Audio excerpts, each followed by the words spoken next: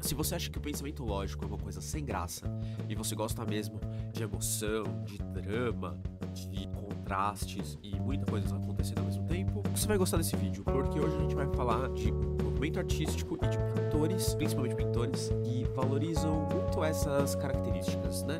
Que são os pintores do barroco. Eu vou começar contando o que é o barroco pra mim. Então, assim, se você é historiador da arte e eu estiver falando alguma coisa errada, você se segura aí, porque o meu objetivo não é falar de história da arte do jeito certo. Você deve ter em algum momento da vida ouvido falar dos renascentistas, onde tudo era bonito e harmonioso e perfeito, e aí tinha Deus e o Adão fazendo assim, e aquelas coisas lindas, maravilhosas, e o Leonardo da Vinci desenhando um homem pelado assim e tal. E aí acontece que as coisas começam a ficar meio chatas, né, assim, porque já foi feito, né, você vai... E nessa época também acontecia que a igreja era um grande financiador dos artistas, né? Tipo, era a igreja que encomendava essas coisas e que permanecia e que permitia que esses caras permanecessem vivos, né? Porque não dá pra ficar pintando se alguém não te paga um salário. Só que acontece um monte de coisa e as coisas mudam, né?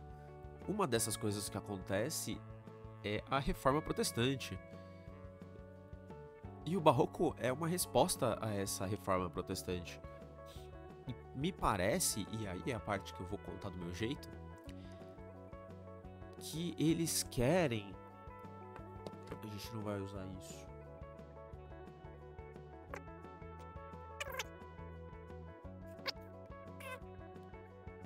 Acontece uma necessidade de negar essa harmonia e essa beleza, essa celestialidade toda, né? Então os caras começam a querer pintar o ser humano mesmo, né? O ser humano que existe, que anda por aí, de carne e osso e tal. E isso vai se refletir tanto na forma como se pinta, né? Então tem muita coisa barroca que parece que o personagem vai sair da tela e vai, sei lá, te dar uma bronca, quanto a questão das expressões, a questão do sentimento que é colocado na cena, né? E aí tudo vira cena, e tudo vira um drama, um exagero, uma coisa, oh meu Deus. Porque eles querem causar essa sensação em quem assiste, eles querem causar a sensação de arrebatamento, assim, de tirar a pessoa do mundo real e quase que sequestrar a emoção dele, né? E eles conseguem, e é por isso que eu gosto muito do barroco, assim, gosto muito, muito, muito mesmo. E eu acho a pintura barroca um negócio maravilhoso, assim, maravilhoso, maravilhoso, maravilhoso. Não que eu queira fazer uma coisa igual eles fazem, mas me inspira, eu gosto de olhar para essa pintura. Então é isso que a gente vai fazer nesse vídeo depois desta maravilhosa introdução. A gente vai começar olhando para uma pintura do Caravaggio que eu não abri aqui. Então eu vou ter que cortar essa parte também. É isso aí, Caravaggio, a vocação de São Mateus. Vai lá, gatinho. Agora, parar de martelar, a gente consegue. Tá. Retomando, em algum momento eu quero fazer um vídeo só do Caravaggio, mas por hoje a gente vai ver essa pintura aqui dele, que é a Vocação de Mateus, se não me engano, de Matthew. Para além do que significa ou qual é a história, eu quero falar um pouco do que me chama atenção, assim, né? Acho que a primeira coisa que me chama atenção enquanto pintor mesmo é essa linha aqui de luz e sombra, né? Olha isso. Mesmo aqui, e o como o cara consegue, o Caravaggio, ele faz, tipo, aqui uma sombrona, né? Super escura. E aqui tem uma sombra que é mais escura ainda. Eu acho o máximo essa capacidade de trabalhar com tons, assim. Aí uma outra coisa que me chama atenção é como a tela é dividida, né? Tipo, na horizontal. Então embaixo você tem os personagens, em cima você tem uma janela. Deve ter algum bom motivo pra ele ter colocado essa janela aqui, que eu não sei qual é. Mas, sei lá, também não me importa muito, assim. Mentira, eu fico curioso. Mas tudo bem. E aí tem outras coisas que me chamam atenção. Primeiro é essa sensação de que isso aqui é um cenário de teatro, assim. Porque tem relativamente pouca coisa, né? Tipo, é uma mesa, os banquinhos, os personagens. E aí aqui é uma parede só, assim. Não dá nem pra entender se eles estão do lado de dentro ou do lado de fora do lugar. Sei lá, a janela tá abrindo pra cá, né? Então imagino que seja do lado de fora, mas eles estão numa banqueta meio de boteco, sei lá. Pra mim isso aqui é uma conversa que tá rolando num boteco. Essa foi a imagem de melhor resolução que eu consegui encontrar. Então peço desculpas, porque tá, né, uma resolução meio merda. Mas vamos lá. Aí tem um brother aqui super concentrado em alguma coisa que tá aqui em cima, né? E aí tem, tipo, pedaços das pessoas, das pernas e tal. Por causa da questão da luz, né? Tipo, aqui ele deixa muita coisa na sombra. Aqui também, tudo tem, né?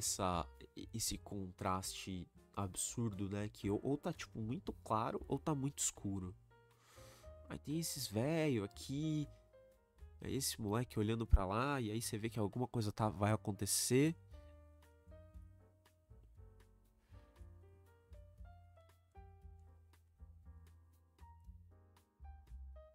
E aí, por ser a vocação de São Mateus, eu imagino que alguém aqui seja Mateus, talvez esse cara aqui que é o que tá mais concentrado nas moedinhas. E que esse figura aqui seja Jesus, até por causa da roupa, né?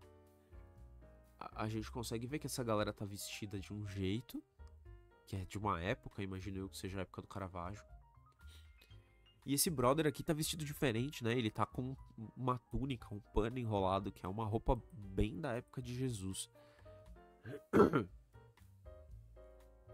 E tem esse outro figura que eu não consigo... Sei lá, dá pra ver que ele tá com um chapéu, né? Com alguma coisa aqui no rosto, segurando, mas não... Sei lá, não dá pra entender muito bem.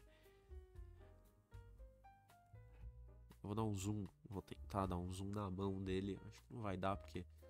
Por motivo de imagem de baixa definição. Mas olha, o Caravaggio pinta, tipo, pouca coisa, né? No sentido de que tem muita coisa aqui que tá sugerida. E o Caravaggio era um cara muito louco, né? Acho que vale falar da biografia dele, que ele vivia bebendo e brigando com as pessoas. Aí tem uma época que ele mata um cara e tem que fugir.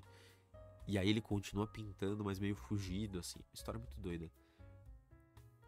Agora, uma outra pintura, que é a Adoração dos Reis Magos, de Rubens. E aqui já temos uma resolução um pouco melhor, né? Mas eu quero começar chamando a atenção para a quantidade de gente que tem nessa pintura. E não só a quantidade de gente, mas a quantidade de movimento, de posição, de coisa acontecendo mesmo, né? As pessoas nas posições mais bizarras, né? O cara segurando a caixa aqui. Aí esse outro brother... Parece que ele acabou de tirar, né, o saco do ombro, assim. Tipo, ou vai levantar. Enfim, eu não consigo entender muito bem o que esse cara tá fazendo da vida, mas alguma coisa ele tá fazendo. Aqui também, os caras carregando o negócio. Tem esses camelos, esse outro brother que... Sei lá, parece que ele viu alguma coisa errada acontecendo, né? Aqui tem também um... Não sei se é um burro, se é um cavalo, mas tá tipo... Né, dando um baile aqui nesse outro figura, imagino eu, que é o cara responsável pelos cavalos. Enfim, tem muita coisa acontecendo, né? E dá pra entender que, pelo menos eu interpreto assim, que aqui é a galera, os serviçais, assim, que estão, tipo, carregando a caravana. E aqui é uma galera mais importante, né? Esse velho de túnica, a galera que já tem mais roupa, né? Não tá pelado. Tem os chapéus, uns turbantes, uns capacetes. E ouro, né? Isso diz bastante sobre quem é a pessoa. Isso aqui, pra quem não sabe, é quando José e Maria dão à luz, né? Tipo, eles estão lá fugindo, ou sei lá, eles não estão em casa. E aí o bebê resolve nascer. Aí aparecem os reis magos, ou só reis, não sei. Que acho eu que é esse velho aqui que tá oferecendo alguma coisa. E esse menininho mega iluminado é Jesus. Tá lá brincando com seu brinquedo novo.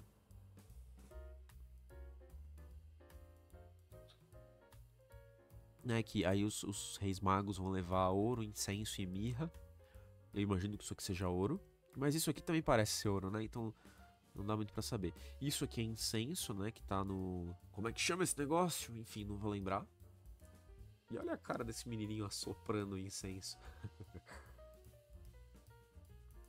E mirra, que era uma erva pra dar cheiro bom, assim, uma coisa aromática. Olha esse cara, olha esse cabelo. Enfim, mas é isso, né? Me chama a atenção a quantidade de gente que tem, a quantidade de coisa acontecendo, o quanto isso aqui é escuro e aí tem algumas luzes e aí você consegue ver que a iluminação vem daqui, né? Mesmo a cara de José aqui é a única parte que tá realmente bem iluminada dele.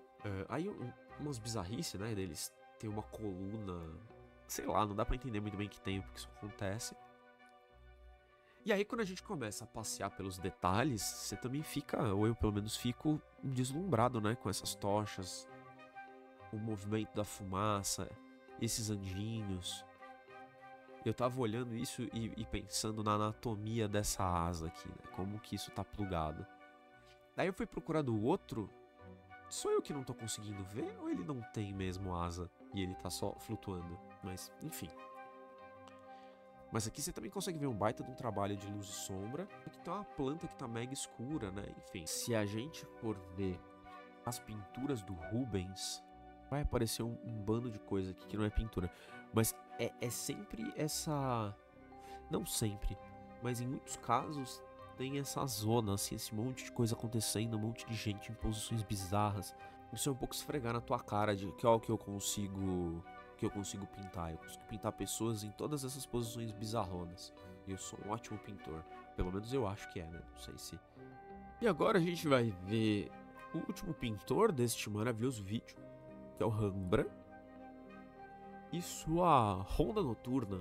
O lance do Rembrandt é que ele vivia num lugar onde teve a grandíssima Reforma Protestante, e aí não tinha mais a igreja para financiar os artistas, né? E aí como que ele fazia para conseguir dinheiro? Ele pintava para a classe dominante da época, que eram as corporações de ofício, é esse o nome certo? Mas enfim, era tipo um sindicato da época. Não é como um sindicato de hoje, talvez seja até meio merda falar isso, mas assim, ele pintava as pessoas importantes que tinham dinheiro, e é justamente o que acontece aqui. Então, para tirar essa dúvida, né, e para explicar direito, vamos aqui para o Wikipedia, que diz que durante a Guerra de Independência da Holanda, as guardas cívicas foram estabelecidas em várias cidades do país. Os vigilantes da cidade de Amsterdã estavam subordinados ao mando dos regentes de Amsterdã e eram um tipo de polícia da cidade, né? A função original deles era defender a cidade contra invasores inimigos. Então, a Guerra da Independência rolou e aí esses caras se armaram e foram, enfim, andar pelas ruas, fazer ronda para garantir que não tivesse nenhum inimigo zanzando pela cidade deles. Como os membros dos grupos de vigilantes tinham que fazer a manutenção das suas próprias armas, as camadas mais pobres da população foram praticamente excluídas. Os membros das milícias pertenciam em sua maioria à classe média e os oficiais à classe alta. Amsterdã foi dividida, pipipipopopó. A maior parte das pessoas representadas na ronda noturna são mosqueteiros, piqueiros, guardas cívicos e oficiais do grupo de vigilantes de Amsterdã do 2º distrito. Esse distrito era localizado no oeste da cidade, imediatamente ao sul. E em 1642, quando Rembrandt finalizou a ronda noturna, a guerra contra o reino da Espanha ainda não havia chegado ao fim. Quando chegou ao fim, as companhias de milícia perderam sua função. Não tinha mais um inimigo, né? De defender a cidade e tornaram-se sociedades honoríficas. Era meio isso que eu queria dizer com sindicato, né? Um termo bem ruim que eu usei. Mas é isso. E aí, essa sociedade, pra se mostrar muito importante, poderosa e tal, contrata o Rembrandt pra fazer essa pintura. Que é também uma pintura com um monte de gente, um monte de coisa acontecendo. Tem essa galera aqui no meio, esses dois em específico, e principalmente esse cara que tá de branco, que é a luz, assim, né? E aí tem essa figura de preto que também tá iluminado. Aí se a gente olha, a gente consegue ver também que tem uma, não sei se é uma criança, se é um anjo, se é sei lá o que raios é, essa pessoinha aqui. Mas o fato é que é uma pessoinha bastante bem iluminada, ó, ela tem uma galinha amarrada na cintura. Uma galinha e uma arma, né? Ah não, a arma é do cara que tá segurando, desse brother aqui. Aí tem uma galera tocando tambor, assim, então é ronda noturna, mas ao mesmo tempo é sobre as pessoas, né? Sobre as pessoas que têm poder. Provavelmente esses dois aqui no meio eram os mais ricos, e conforme você vai indo pra trás, vai sendo a galera menos rica. Todo mundo aqui era, né, de uma classe relativamente alta, mas enfim, bandeiras e tal. Eu gosto muito do Rembrandt, como ele pinta, assim, é meio vago dizer isso, Mas de verdade, eu acho muito mágico como ele usa luz e sombra, né? Que é o grande lance dele. É um dos caras que eu quero estudar melhor a pintura, mas olha isso, ele, eu não sei dizer, né? Aqui parece que ele cria como que uma janela, um ponto ali pra chamar a tua atenção. Porque você tem esses dois caras, esse cara aqui tá menos iluminado, mas ainda tá iluminado, e em volta, tirando esse figura aqui que pra mim já tá em outro rolê, né, em outro ponto da pintura, mas tá meio tudo escuro, né?